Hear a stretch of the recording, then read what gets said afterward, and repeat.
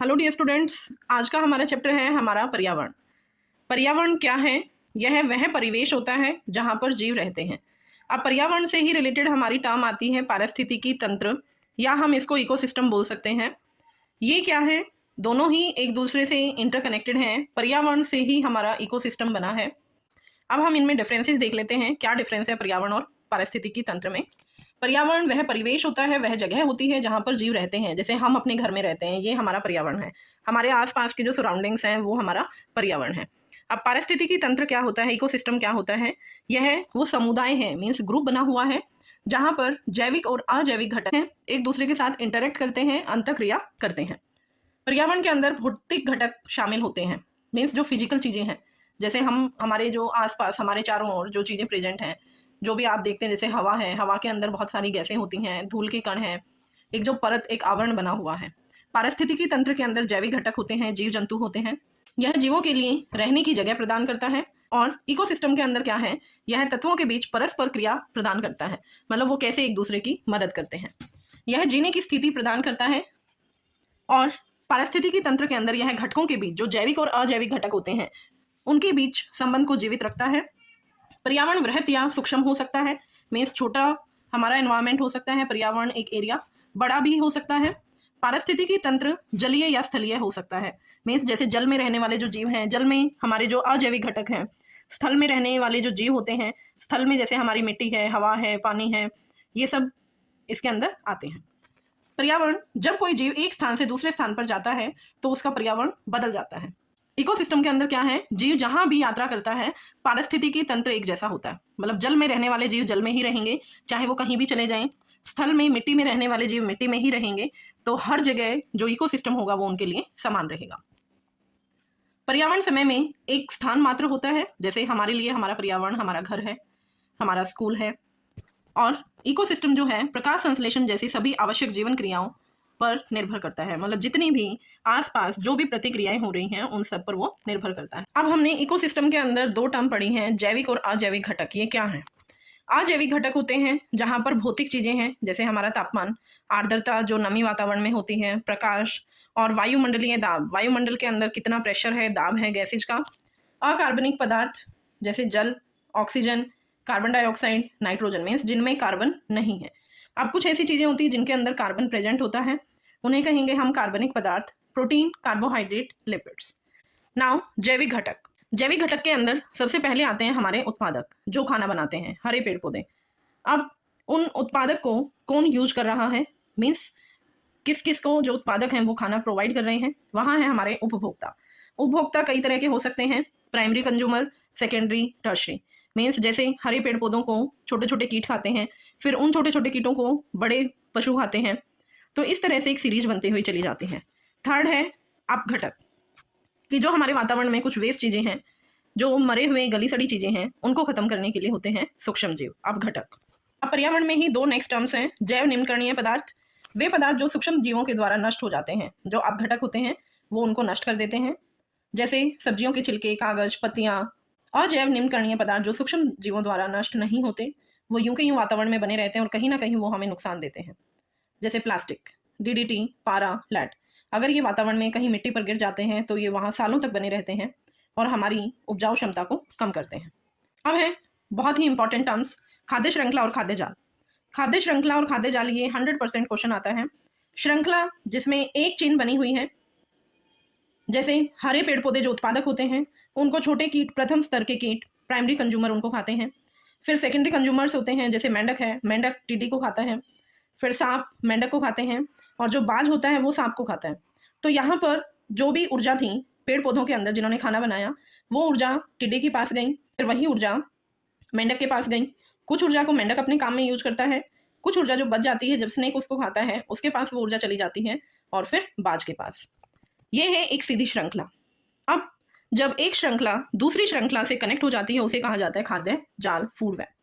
जैसे यहाँ देखिए, जो हमारी वनस्पति है, हरे पेड़ पौधे हैं, उसको खरगोश भी खा सकता है, चूहा भी खा सकता है, टिड्डा भी खा सकता है, या छोटे छोटे कीट खाते हैं उनको।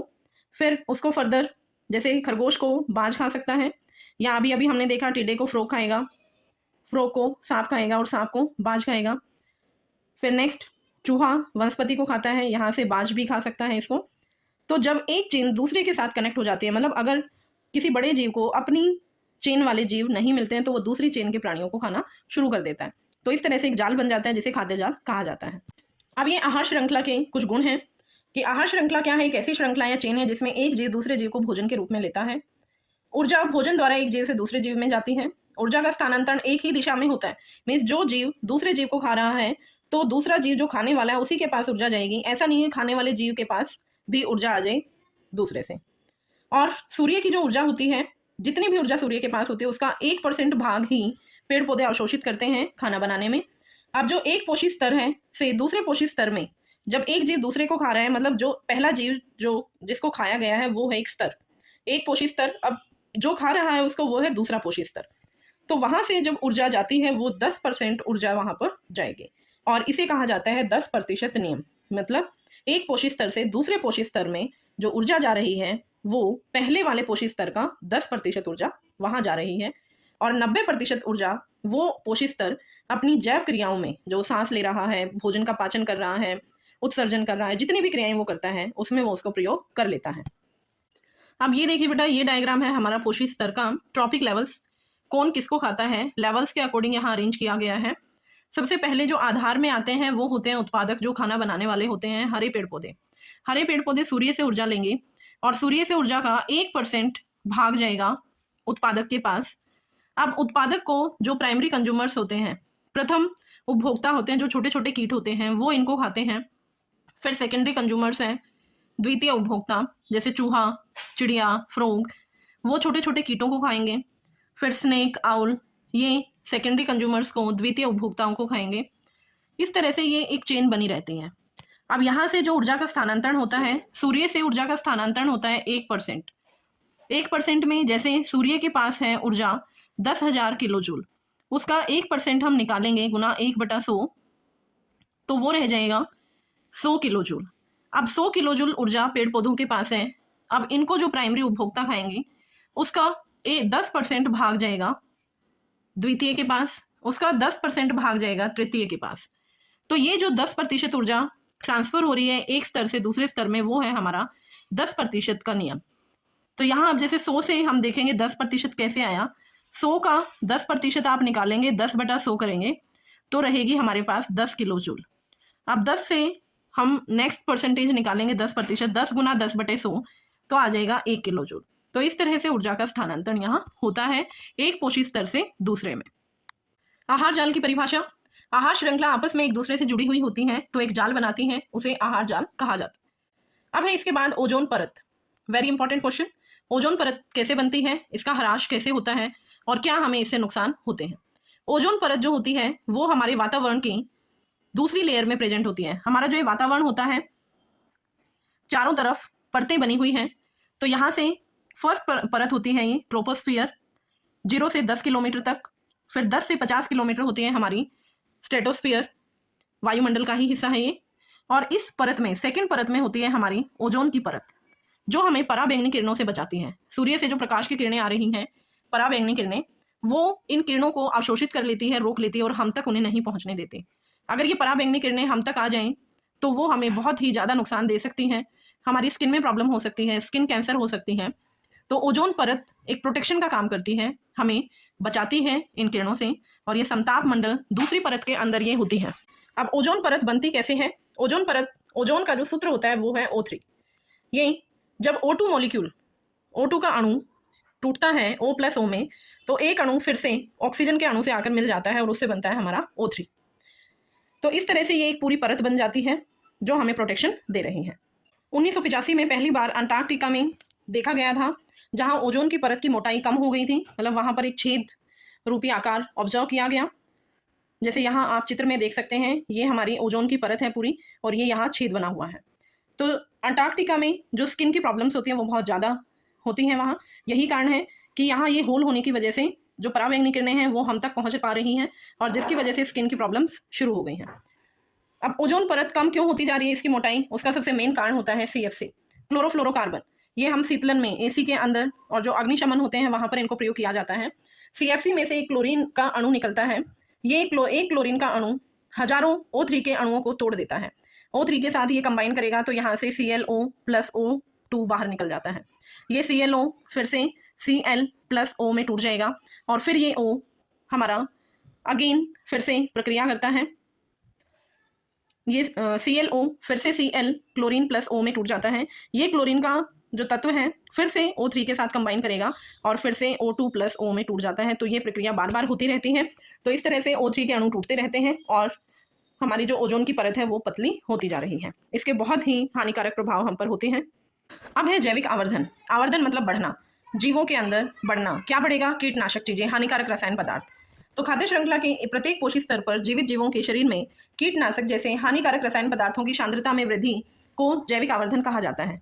तो ऐसा क्यों होता है? अब यहाँ चित्र में भी आप देख सकते हैं, जैसे पानी है, पानी के अंदर जो भी केमिकल्स हैं उनको फिर छोटे पेड़ पौधे खाते हैं, प्लैंक्टन्स। अब वो एक ही वाटर के मॉलिक्यूल को नहीं पिएंगे, वो बहुत सारे वाटर मॉलिक्यूल्स को पीते हैं और उन हर वाटर मॉलिक्यूल्स का जो केमिकल है वो प्लैंक्टन्स के अंदर चला जाता है।